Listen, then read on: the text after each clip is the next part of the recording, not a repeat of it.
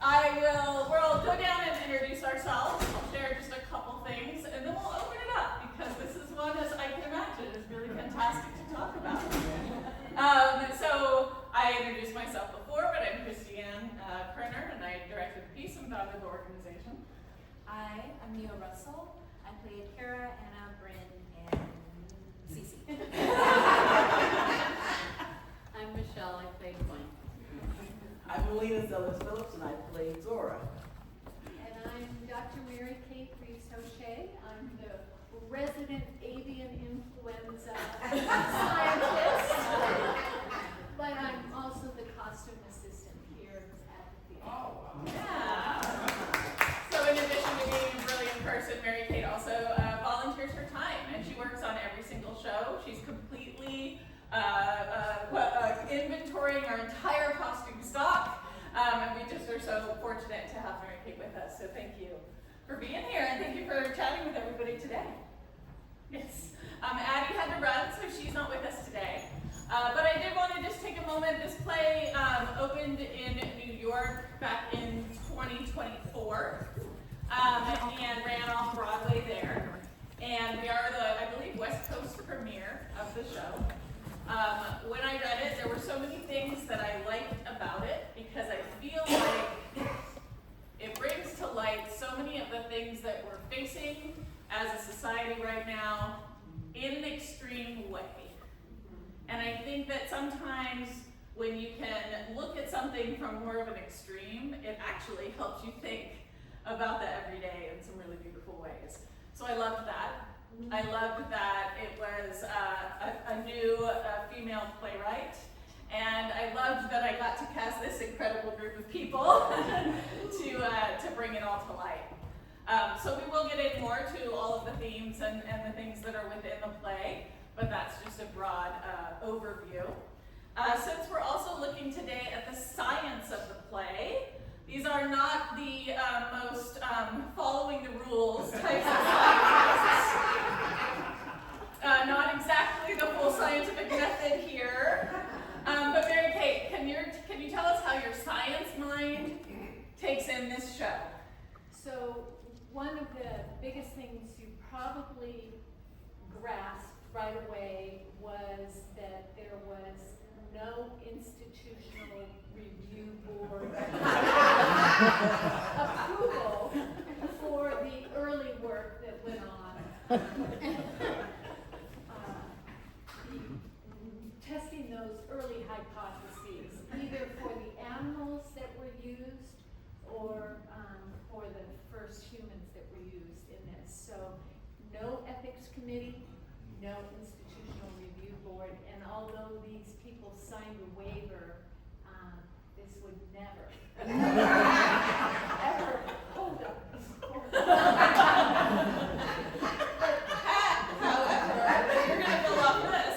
We are in a post-apocalyptic world of some sort, Yes. right? Something has happened in the world of this play. It's 22 years in the future. But something has happened that has killed all the bees, has killed all the flowers. There's none of that. There's no almonds anymore. There's no almond milk, right?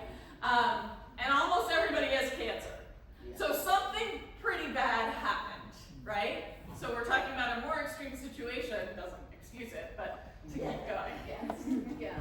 So we have Zora, who is talking about her hypotheses. Now, you can tell that she's been a doctorally prepared biochemist, and so she understands the scientific process. She also knows better.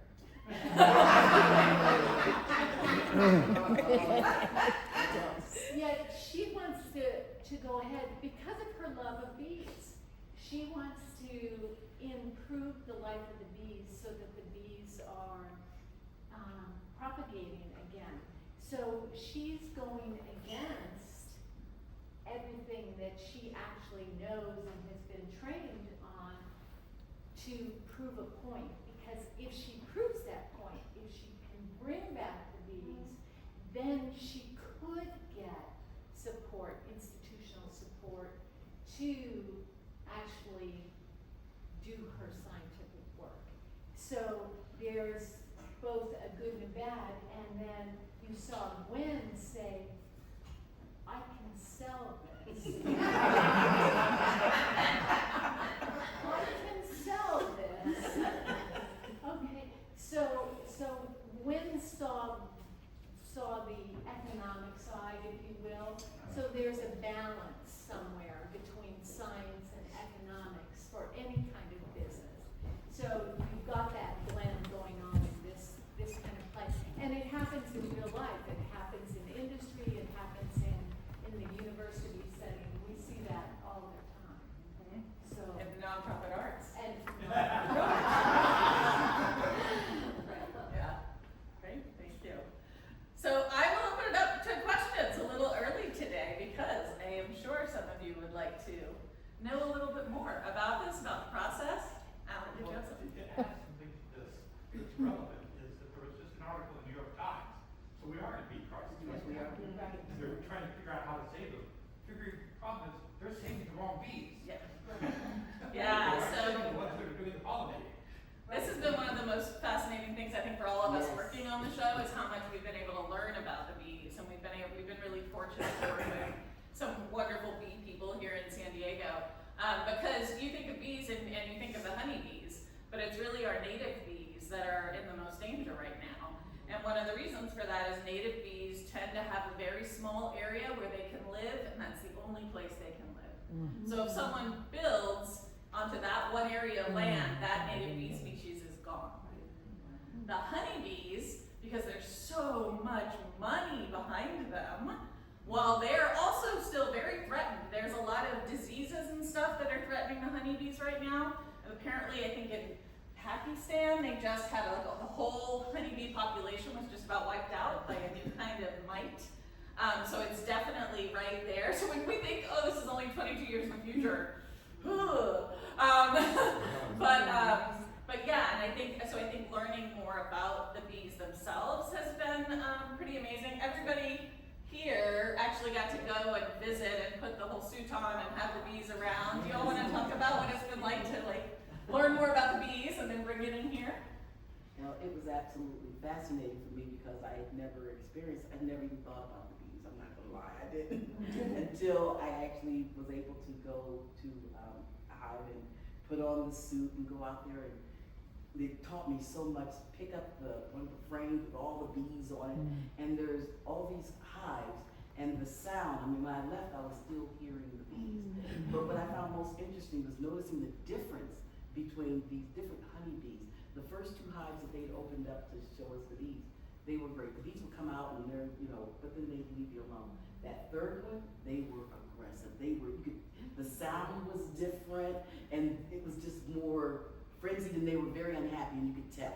And they even followed us back to the car when we left. So they were but just learning so much about them. And now I want to do things to try to help them to thrive. The honeybees as well as our native bees, and again, just the pesticides is what's killing off a lot of our bees and stuff. And knowing that our native bees like to build their hive in the ground in a small area. They don't fly as far, or they'll find little areas, holes in trees, wherever that they can actually have their hive. So when you're aware of these things, help them out, because don't bother them, let them stay, don't move them, and try to use less pesticides, plant flowers and things in the area, because the native bees don't go so far away. Like the honeybees can go 3, 4, 5 miles away and come back to their hive, whereas our native bees, they're only going, what was it, a very short distance, maybe 400, 450 feet away from, so if there's nothing there, they could die because they're gonna starve. So just doing little things, I think if we all did our little part, it could help. Anything for either of you of visiting the bees? Yeah, it was a little, I think putting on the suit, I was like, oh, excited, I'm so, it's gonna be cool, and it was really cool, but when you get up close, it's a feeling of vulnerability and helplessness, even though you're in, the full suit, you feel very exposed, landing on you, and they're supposed to stays, but it was really cool hearing the sound all around you and then. You and I definitely kept our distance.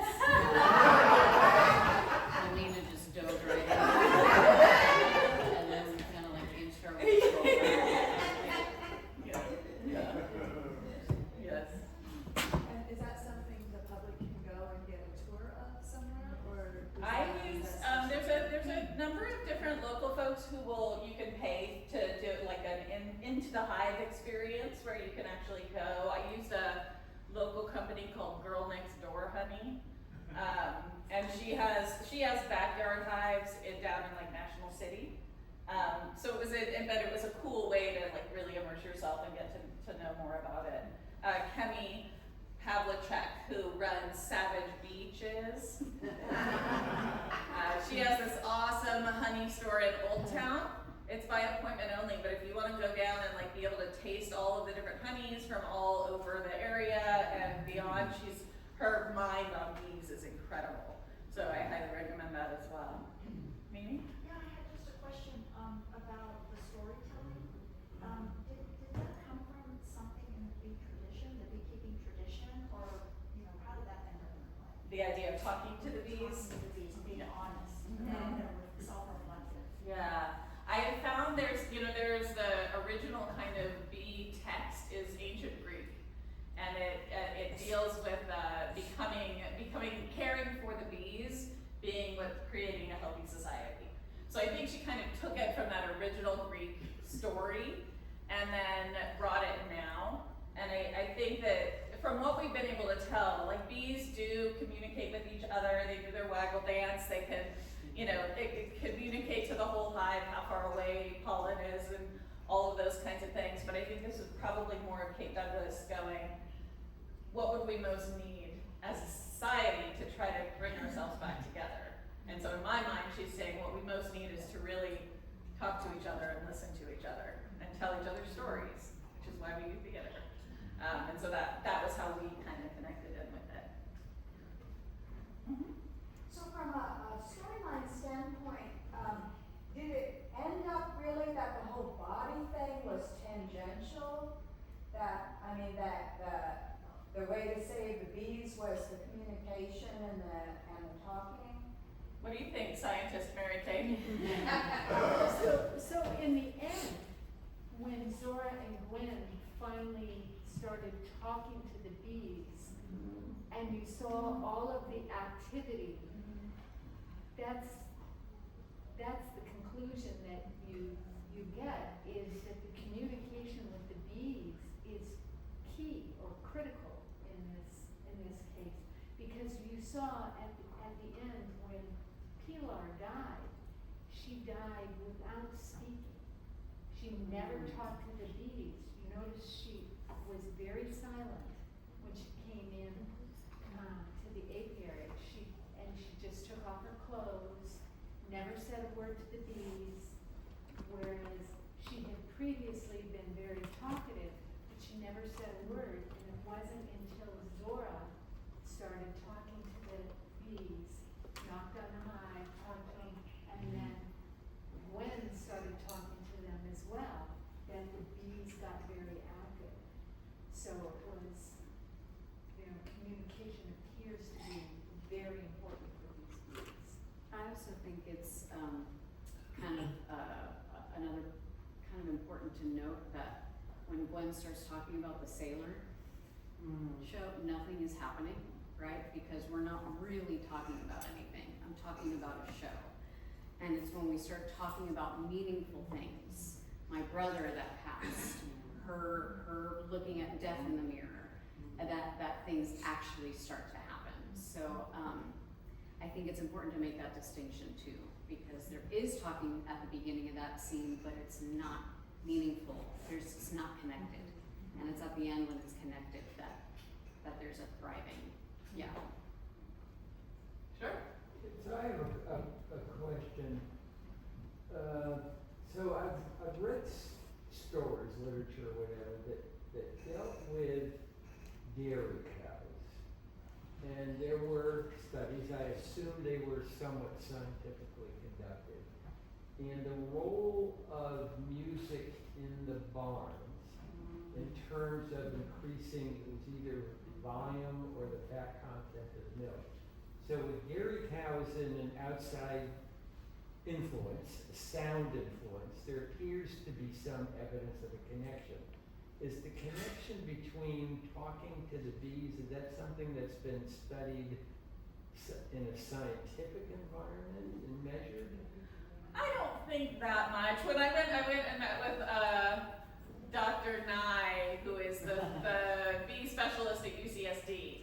And I said, do the bees dance? He said, of course they dance. They do the waggle dance, and it shows, it's really fascinating actually if you've never seen. When the bees go, they come back to their hive, and by the way, how many times they wiggle their booties and what direction their booties are facing tells the rest of the bees how to find the pollen that they need to come back. So it's and they're amazing creatures. The queen can actually choose which gender she is going to make with each bee that she creates, because she knows how many drones she needs and how many workers she needs. So she actually controls the hive. It's fascinating stuff. I don't think there's been much on actually talking to the bees. When I said, do bees tell jokes? Because that's in your he just looked at me. Okay. Thanks. The other thing I want to bring up that you brought to my mind is when they did this in New York, the bee was a person on stage. So they had like a cage with a person with a gas mask on, and she kind of danced the bee. And I felt like there's a really thin line of where that works or doesn't work. And in our little 100-seat theater, I was like, I just don't think that would work. And so we talked about with the design team how we wanted to make the bees real, and we decided to go with film and with projections. And then this company that makes these translucent walls found out they donated all of these walls to us. We're actually the first theater company ever to use these walls in a theatrical setting. But being able to project on them and through them was really helpful for bringing that world to life. There was a point that connected back to yours even more, but I'm just going to leave it there because I don't know what it is right now. Yeah, over here and then here. Yeah, Mary Kate mentioned the ethics issue and institutional review, how important that is. Should add that before institutional review, we had situations such as medical facilities letting patients die when they could have been treated in the Tuskegee experiment. We had Milgram's experiments on humans where we put them in situations where they knew they were killing the person for no good reason, but they did it. And we had the Stanford experiments on prison guards where you put them out there, just students, and they started acting like brutal prison guards. Now you go through institutional review to prevent these sorts of things from happening. But it's happening with monkeys right now. In a lot of they have all of these. There's a particular kind of monkey that they use for a lot of the testing now. And they've been breaking out of the labs, the monkeys have, and trying to make community outside of the labs. It's heartbreaking and fascinating that I was looking at while studying this, because that's one of the big questions of the play, right, is how far would you go to save the species? How? Let it happen. Yeah. And what happens when we start to use humans? And is there choice, right? Because then we get into assisted death. Are you allowed to choose the way that you want to die or not? We have a bad history. Other countries have an awful history. Yeah. Yeah. Ours is really bad. But it does. It brings up all of those questions, you know. And when we've had the conversations too about testing on humans versus animals, because humans can make a choice if they're not being forced into it. Animals can't. So what does that mean? So that's one of the things, like I said, that we've loved about this play is you can kind of look at it from so many different angles and have those different conversations. Yes. Question. I've had twice in my life when beekeepers came and got a hive. Where would those bees go? Mm-hmm. Where did they come from? Mm-hmm. Great. So Kemi, who was here with us for one of our Talkbacks last week, is saying that if they're responsible beekeepers, they're going to take them outside of the city limits. They're going to take them into more rural areas because that's where it's better for the honeybees to thrive, and then the honeybees won't take over the native bees' space as much. But then bees, they will travel. Those workers will go out and look all over the place to find a place that could sustain the whole hive and protect the queen. Did you want to add to that, Melina? I heard you saying something. No. That's it. Yeah, it's amazing to watch the swarms happen though, right? I've had them in my backyard in South Oak. Got a palm tree full of them. Yeah. That's not what you want. But oftentimes the swarms are harmless, because they're really just looking for their next home. It's just very dramatic to have a, huge Oh, amount of yeah. bees, and the sound is incredible. Yes, I'm not sure. I usually like to ask, is there any part of the rehearsal process that will stand out to you most with this particular production? I mean, I know y'all were decked out and had to face bees.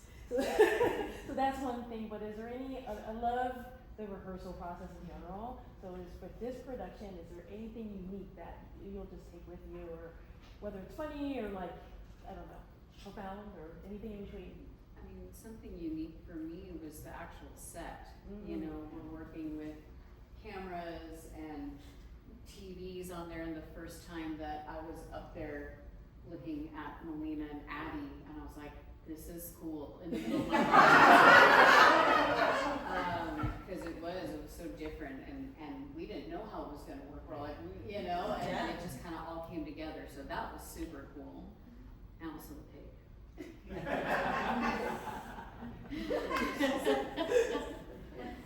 Mia, do you mind talking a little bit about how you wrote the script, what the script itself was like? Oh, yeah. That's one of my favorite things about looking at the script is that it looks like poetry when you're looking at it, which is a really unique way of writing out a script. Especially Cece's monologues, she writes them in kind of stanzas that you would typically structure a poem, and the line breaks are always really interesting to me because she doesn't write necessarily within sentences. The line might break within the middle of a sentence and a certain word is alone on the page. And so when I'm going through Cece's monologues, and when all of us are doing our lines, if there's any word that we're emphasizing in our speech patterns, or if we're stopping somewhere but then continuing the sentence on, it's because we're doing our best to try to follow and emulate, I think, what her vision for how this is supposed to be told. So it's really cool reading the script, and it's a really cool way of feeling like she's communicating. This line is important. This word is important. Give a pause here. There's an ellipses here for a reason. So that was a really cool part of the process. That's great. I remember, Fred, in 1 second, I remember what I was thinking was about music. Our sound designer for this show is fantastic. Her name is Mickey Bale, and she's, yay! She comes to us through her experience as a DJ. And so she's about creating a mood in a space, right? And so what we really wanted with this was, how do you create the mood of the bees, and how do you have the audience feel the mood of the bees, and how does that change throughout the show as well? So that was how the music kind of played into what we were doing. Yes? I was just gonna say that as I watched this production, I thought I'm a fan of graphic novels, and I thought I was watching a live graphic novel. Love that. Love that. It was amazing. Thank you. Thank you. Yes? It seemed to be quite a theme for me of like science versus spirit and the continuum, and then so measurable versus experiential, and then also tied into that is that how they got kind of corrupt. The intentions were good, but they say, well, liberals are often become autocrats. They come in and say, I'll give you this, and then they take that and run with it. So it was like a whole microcosm of humanity on the stage. Yeah. Right? What happens when the corporate comes in? Yeah. Mm-hmm. And like this catalog, Mm-hmm. that's just like so nothing, Right. but everything. From the first time I read it, I was like, I want Gwen to have a vest with the logo. Once they like get funding, that you get your puppy vest with the logo, because I do think that idea of the corporate coming in and putting their name on everything and wanting to, be part of that was important. Mm-hmm. Yes? Everything seems very intentional, so I'm wondering if the comment about that was also intentional, and if that is kind of what another species that, or if that was just. It's a good question. I haven't looked into that personally. That was Yeah, you want to tell us? well, bats have their own collapse problem with white nose going through and taking out a lot of that population. sure that was intentional, it's not that old, screenplay. Yeah. And in general, I mean, we hear them talk about the amphibian league, like, I think the idea, I mean, we're looking at many different species that are facing extinction, unfortunately, as the world continues to change, and we're taking up more land space with human things, so I definitely think the little references to other animals throughout the play, or just further emphasizing this point that we're losing everything. Things that or like the moths, or like, no, we don't see moths, we don't see spider webs, like, the little things that you see that we're seeing disappear now, and they're noticing that in that last scene of like, this is gone, and I don't notice this anymore, and you're just further seeing that the world is like dying. That's why we're going out of space. Yeah. Right. That's Space exploration, right? Space exploration. I was just watching PBS on the evolution of mammals. The thing is, we've gone through multiple extinction events where 99% of the species have been totally eradicated, and yet here we are. And if 99% of the species were eradicated today, there would be another round of evolution that would provide something totally different.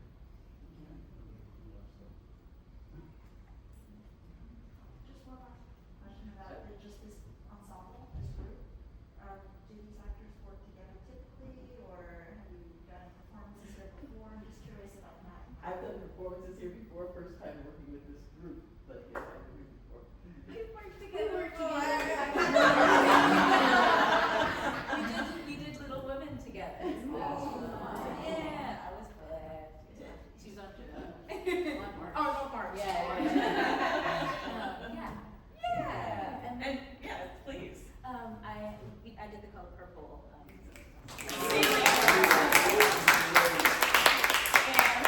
I was not on a matinee.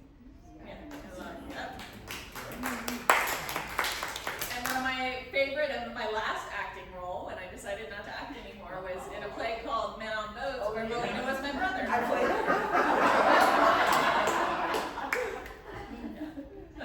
So many good memories and things here. Did anyone in rehearsal or whatever, or even today, have the impression that Pillow was a sacrifice, and she was the one, really wanting the bees to thrive? And we always think that the only way that we are communicating is with our words, but there are emotions as a possibility. And I know that when Pillar dies, it's not until Zora and Gwen start speaking. But did it ever occur to anyone that Pillar and the bees wanted to invoke that? See, I am more of that.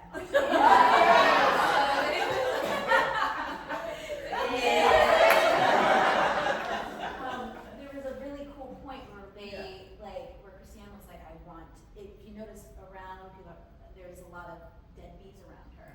And at the top of the play, when Cece is talking about how the bees died with their hive, like all of the entire thing goes, I like this idea that, again, Pilar's been here for 5 years. She's been around these bees, thick and thin, as she's seen them decline, as they've been the same, as they've gone up. I really do, and again, she talks about how I don't have anyone. She has no, eventually she makes a connection with Zora and has a connection with Gwen, but she doesn't have any family of her own. So I really think of it as the idea as the bees are sick or dying, just like Pilar, and they went together. So I think of it less so that they died because it didn't work. I think it's just a different idea of what happened there. So I also, one of the most heart-wrenching things for me in the play is the fact that she asks Zora to be there, and Zora is not there. And to me, that's one of, that is like, she says, her last words are, they don't want to be alone anymore. And she is alone, so that to me is also speaking to what you're just saying. Yeah. But That maybe she's the with the bees